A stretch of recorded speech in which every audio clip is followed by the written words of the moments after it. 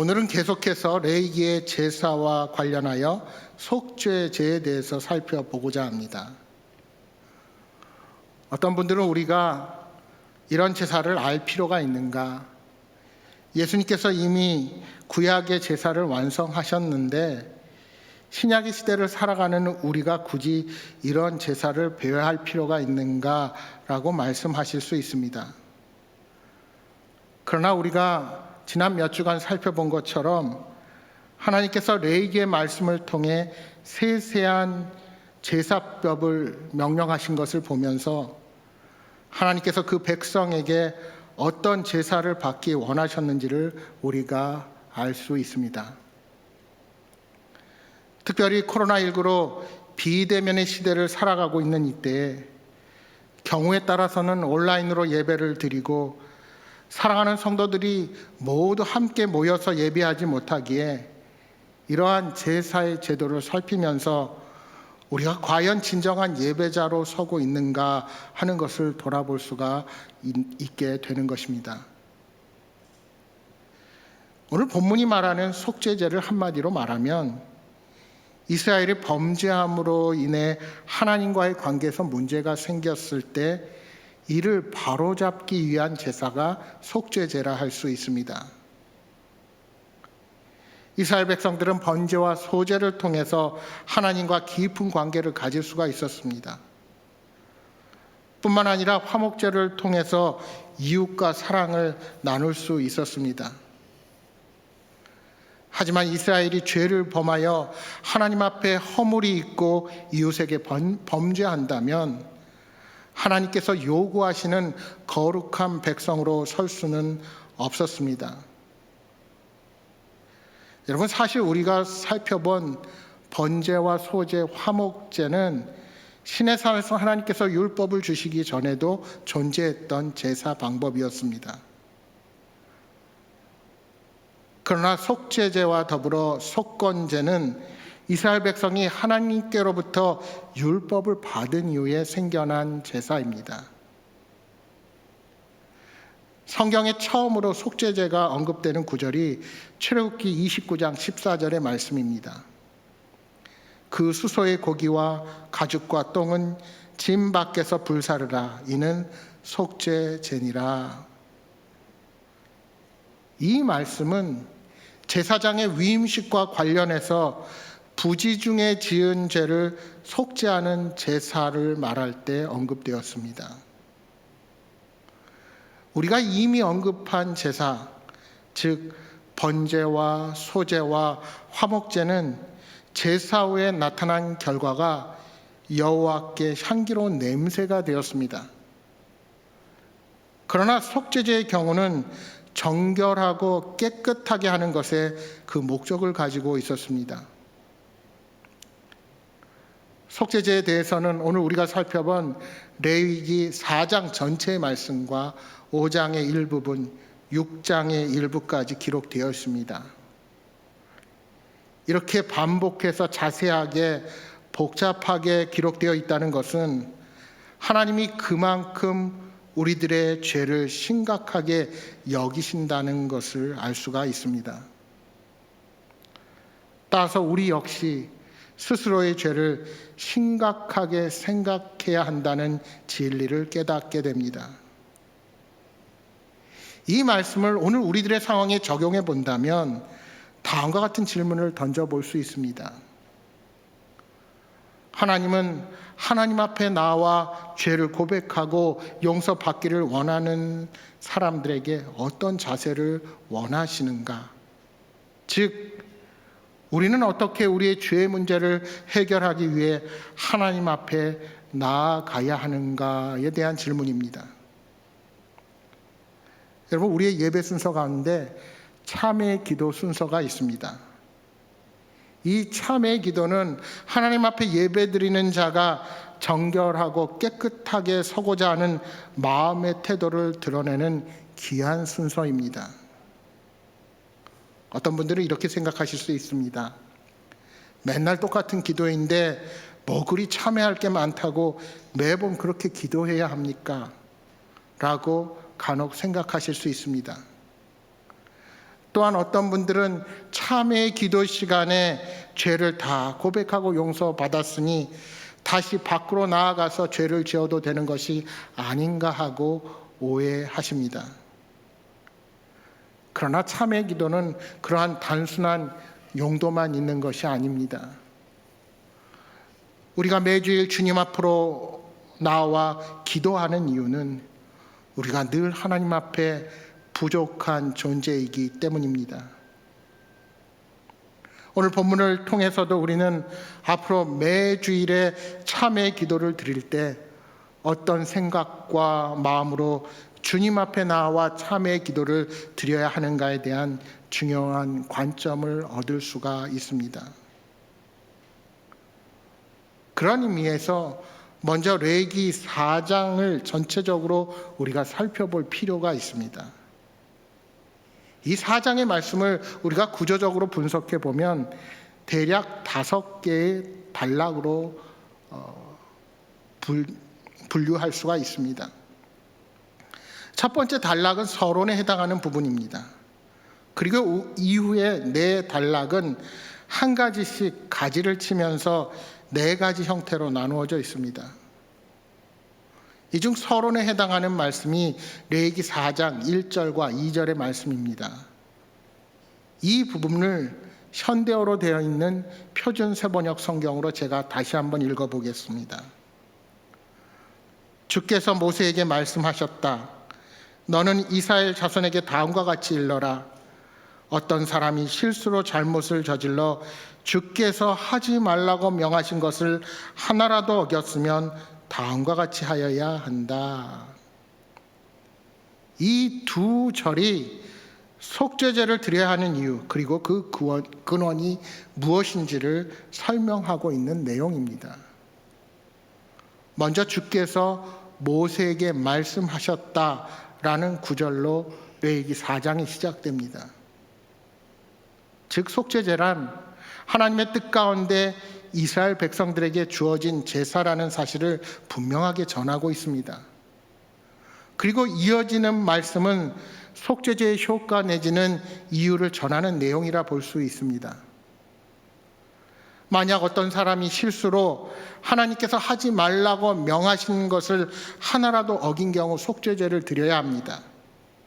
즉 어떤 사람이 하나님께서 주신 계명에 하나라도 어겼을 경우, 그래서 하나님과의 관계가 깨어졌을 때 그 관계를 회복하는 제사가 바로 속죄제라는 것입니다. 그렇다면 어떻게 제사를 드려야 하는가? 제사에서 중요한 것은 무엇인가를 레위기 4장은 4가지 차원에서 이야기하고 있습니다. 이 내용을 우리가 좀 더 주의 깊게 볼 필요가 있습니다. 먼저는 3장 말씀에 제사장이 범죄하여 백성의 허물이 되었을 때 어떻게 해야 하는지를 다루고 있습니다. 그 내용이 오늘 우리가 함께 읽은 12절까지의 내용입니다. 두 번째는 이스라엘의 온 회중이 계명 중에 하나라도 부지 중에 범하고 깨닫지 못하는 죄입니다. 다시 말하면 첫 번째는 제사장이 무언가를 잘못했을 때, 그리고 두 번째는 이스라엘의 온 회중이 잘못했을 때를 이야기합니다. 그렇다면 이스라엘의 온 회중이 잘못했을 때는 어떤 경우를 가리킬까요? 여러분, 우리가 새벽 기도 때 계속해서 출애굽기의 말씀을 읽고 있습니다만, 예를 들자면 모세가 하나님의 율법을 받으러 시내산에 올라갔을 때 그 모세의 공백이 길어지자 이스라엘 백성들이 금송아지를 만들어서 숭배했던 사건과 같은 경우를 말합니다. 온 회중이 잘못 결정하여 하나님의 뜻이 아닌 다른 길로 갔을 때를 말하는 것입니다.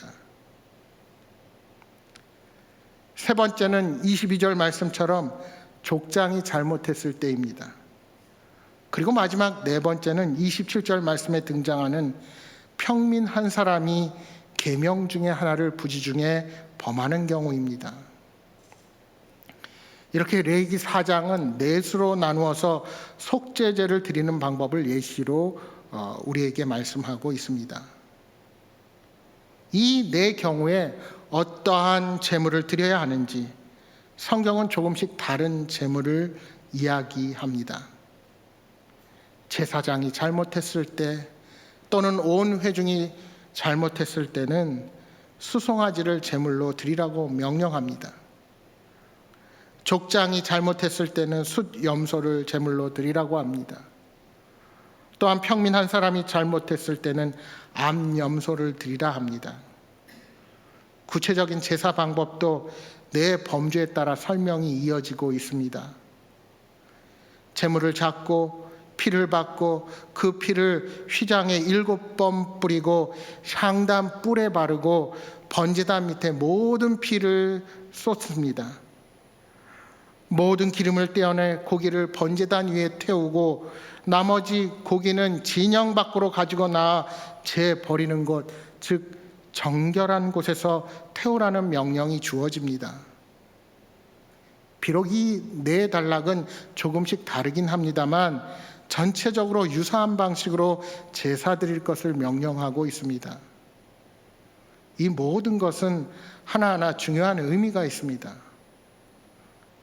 피를 뿌리는 제사의 방법은 결국 나중에 올 온전한 제사, 즉 예수 그리스도의 제사를 미리 알려주는 상징이라 할 수 있습니다. 속죄제가 예루살렘 성의 골고다 언덕에서 피를 흘리시고 마을 밖으로 나오셔서 마지막 숨을 거두신 예수님의 십자가 희생을 예포로 우리에게 보여주고 있는 것입니다. 그렇다면 왜 이렇게 속죄제를 4가지 경우로 나누었을까요? 제사장, 온 회중, 족장, 평민으로 이어지는 이 단락이 의미하는 것은 무엇일까요? 제사장에서 시작되어 평민으로 이어지는 그 순서에는 어떤 의미가 담겨 있을까요? 아마 죄를 지은 사람이 누구인가에 따라서 죄의 무게가 달라진다는 사실을 우리가 발견하게 됩니다. 제사장의 죄가 가장 큰 죄로 명명되고 있고 그 다음은 회중의 전체가 잘못을 결정하는 죄를 2번째 무게로 다루고 있습니다. 그 다음은 족장의 죄를 다루고 있고 이어서 평민 한 사람의 죄를 가장 작은 무게로 다루고 있는 것입니다. 여기서 우리가 중요하게 살펴볼 것이 있습니다. 그것은 하나님께서 죄와 관련해서 속죄제를 드리라고 명령하셨을 때 죄의 내용을 따지기보다는 누가 죄를 지었는가에 관심을 두신다는 사실입니다. 여러분, 이는 매우 중요한 내용입니다. 여러분, 한번 생각해 보십시오. 우리가 살아가면서 누군가가 죄를 지었을 때 어떻게 죄값을 치르게 합니까? 어떤 죄를 지었는가에 따라서 그 판결이 완전히 달라집니다. 물론 삶의 여러 정황들도 함께 고려해서 판결을 할 것입니다. 그러나 분명한 것은 그 사람이 지은 죄가 무엇인가에 의하여 그 형벌의 정도가 달라지는 것입니다. 이것이 우리가 일상에서 흔히 경험하는 죄와 형벌에 관한 내용입니다. 그러나 오늘 말씀에 나타난 하나님의 관점은 세상의 방식과는 다르다는 것입니다. 하나님께서는 단순하게 한마디로만 정리하십니다. 오늘 본문 2절 말씀에 누구든지 여호와의 계명 중 하나라도 그를 범하였으되 라고 말씀하시는 것입니다. 죄목을 따져가며 죄의 형벌을 치르는 것이 아닙니다.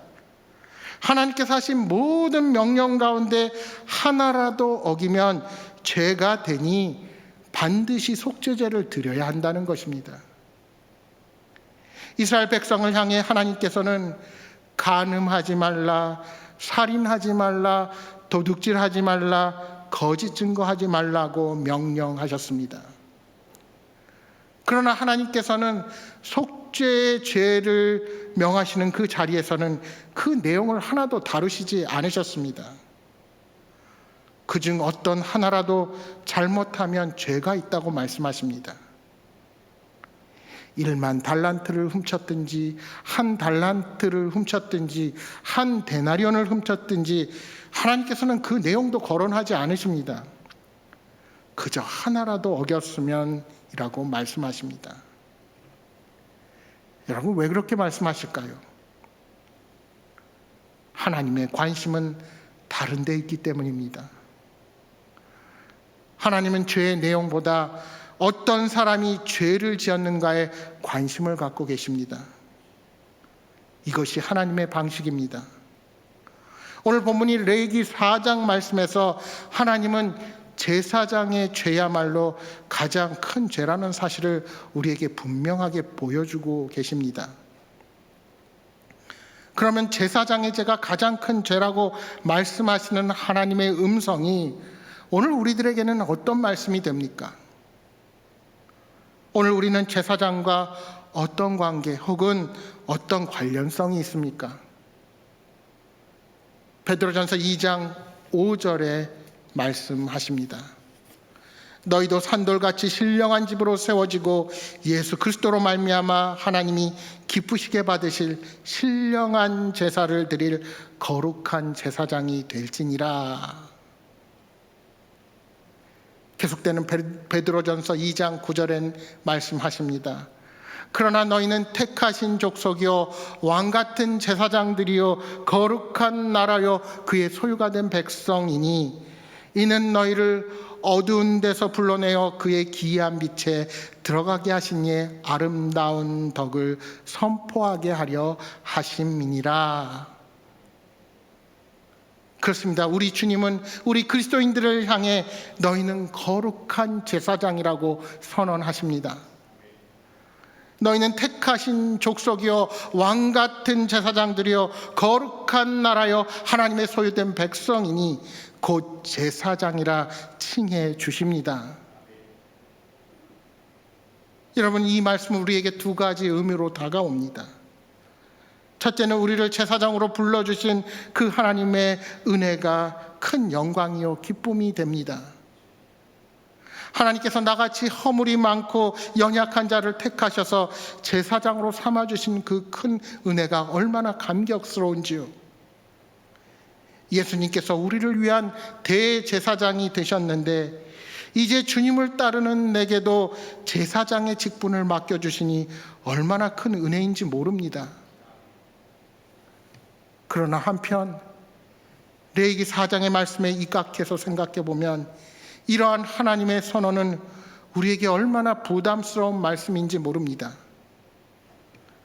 속죄제의 제사에서 보듯이 제사장의 죄가 가장 큰 죄로 여겨집니다. 그러니까 우리가 짓는 죄가 하나님 앞에서 가장 크고 무거운 죄가 되는 겁니다. 여러분, 성경의 원리, 하나님께서 원하시는 것은 세상의 방식과 전혀 다릅니다. 하나님께서는 무엇을 잘못했는가를 묻기 전에 누가 잘못했는가를 물으신다는 것입니다. 그리고 놀라운 사실은 이 엄청난 비밀을 세상 사람들이 알고 있는 것 같다는 사실입니다. 여러분, 세상의 사람들은 목회자가 잘못을 범했거나 성도들이 잘못을 범하면 그 기준을 달리하여 크게 비난하곤 합니다. 자신들도 똑같은 죄를 범하면서 기독교인들이 실수하고 교회가 잘못을 범했을 때는 더 엄격한 잣대로 심판의 목소리를 내는 것입니다. 여러분, 왜 세상이 그렇게 반응을 할까요? 때로는 이런 생각을 해봅니다. 아마 하나님께서 세상 사람들의 마음에 하나님의 심판의 잣대를 심어 놓으신 것이 아닐까. 그래서 세상 사람들이 우리 믿는 사람들에게 제사장과 같은 역할을 기대하고 있는 것은 아닐까 하는 생각입니다. 세상 사람들도 우리 그리스도인들이 살아가는 방식이 무언가 자신들과는 다르기를 원하는 것이 아닌가 하는 것입니다. 교회와 성도들의 가치, 기준과 윤리, 도덕성이 세상의 기준보다 높기를 기대하기에 오히려 교회가 잘못했을 때 그 비난의 강도가 더 커지고 있는 것입니다. 여러분, 작년과 올해 코로나19로 힘든 시기를 지내면서 여러분이 얼마나 억울해 하셨습니까? 우리는 마스크도 잘 쓰고 함께 식사도 하지 못하고 소그룹 모임도 하지 못한 채 여기까지 왔는데, 그렇게 희생하고 애쓴 것은 하나도 알아주지 않고 교회를 마치 파렴치하고 자신만을 아는 집단으로 모두를 평가해버리니 얼마나 마음이 아프고 속상했습니까? 사람들은 식당에 가면 마스크를 풀고 침을 튀어가면서 얘기하고, 젊은이들은 삼삼오오 모여서 술집도 가고 마시고 할 거 다 합니다. 이제는 하루 1,000명 이상의 확진자가 나와도 개인정보의 보호를 위해서 이름도 밝히지 않고 동선이 다 밝혀지면 그 상호도 다 지워버립니다. 그러나 유독 교회는 몇 명의 확진자만 나와도 어느 교회발이라고 말하면서 뉴스에 나오고 그냥 지나가는 법이 한 번도 없었습니다. 교회가 열심히 노력하는데도 불구하고 왜 이렇게 욕을 먹어야 하는가? 세상 사람들은 더 많은 잘못을 범하면서 왜 교회를 향한 이런 비난을 쏟아내는가? 참으로 억울하고 많이 마음이 아프고 상했을 것입니다. 그런데 여러분, 한편으로 생각하면 이것이 바로 세상 사람들이 우리에게 기대하는 시선이 아닐까요? 교회가 잘못하면 세상 사람들이 강하게 비난합니다. 예를 들어 교회 안에 재정에 문제가 생기고 성적인 문제가 생기며 잘못된 관례가 드러나면 심하게 질책합니다. 사실 통계로 따진다면 교회 구성원의 도덕성과 세상의 다른 집단의 도덕성을 비교하면 교회가 훨씬 좋을 것입니다. 그럼에도 세상이 교회를 비난하는 것은 교회는 달라야 하기 때문입니다. 여러분, 오히려 반대로 한번 생각을 해보십시오. 교회가 잘못을 저지르고 도덕성에 심각한 오류를 범해도 세상 사람들이 그러려니 하고 하는 때가 온다고 생각을 해보십시오.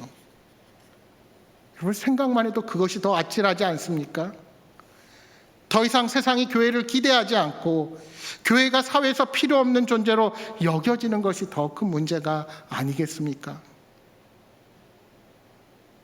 우리는 이러한 모습을 생각하며 레위기 4장의 말씀을 대입해 볼 필요가 있습니다.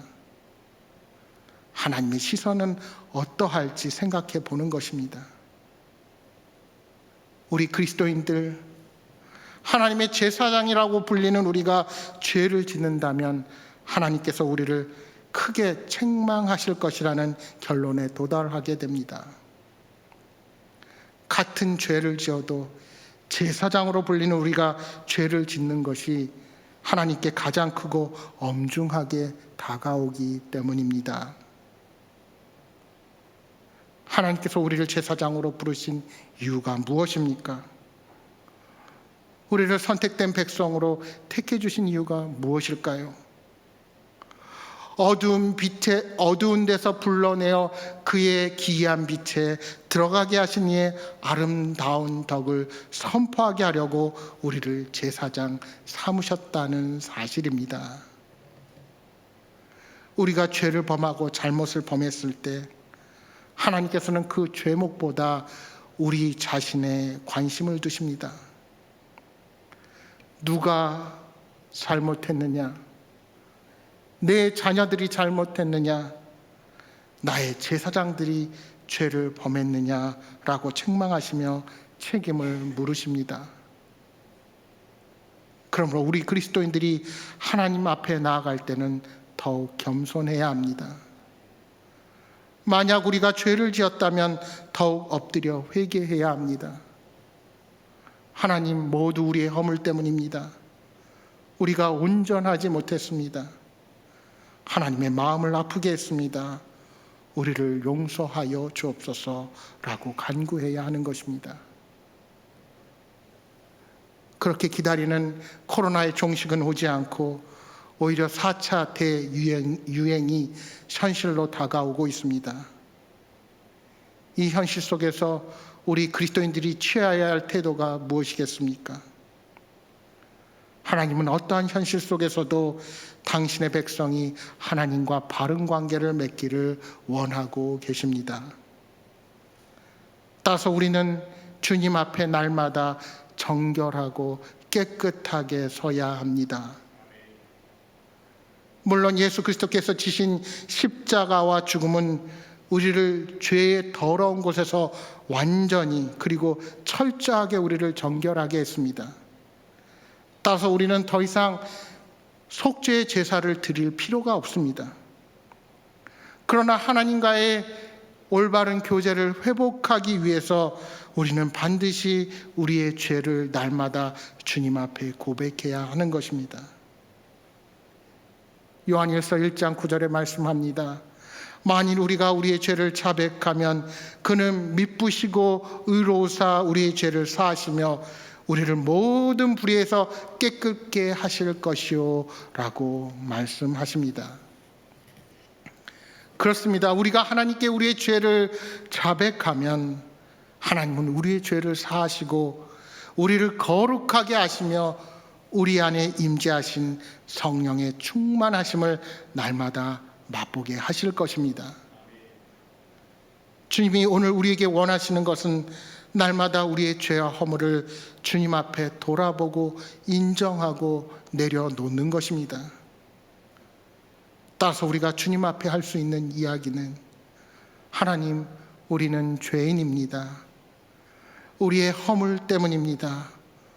우리를 용서하소서라는 고백입니다. 사랑하는 여러분, 겸손한 자세로 주님 앞에 나아가는 여러분 모두가 되시기를 바랍니다. 우리 주님께서 우리를 구원하시기 위해 치르신 그 놀라운 대가를 기억하며 그 은혜와 사랑의 날마다 감격하며 정결하고 깨끗하게 주님을 위해 살아가는 여러분 모두가 되시기를 주님의 이름으로 축복합니다. 기도하겠습니다.